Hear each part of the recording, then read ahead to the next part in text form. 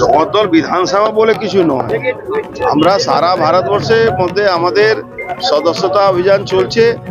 আমরা কখনো ক্যাম্প করে, কখনো মানুষের কাছে বাড়ি বাড়ি গিয়ে আমরা এই সদস্যতা অভিযান করছি। আমরা একটাই কথা বলছি, ভারতবর্ষকে হিন্দু রাষ্ট্র বানাবার জন্য, ভারতবর্ষকে হিন্দুদের বাঁচাবার জন্য, সনাতনীদের বাঁচাবার জন্য ভারতীয় জনতা পার্টির সদস্য হন।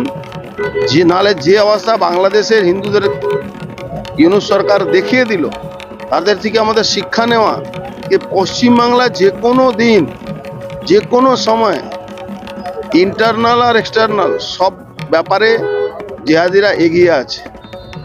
আজকে আপনি দেখেছেন যে এক্স আর্মি বাংলাদেশে তারা কি বলেছে, 4 দিনের মধ্যে কলকাতা দখল করে নেবে।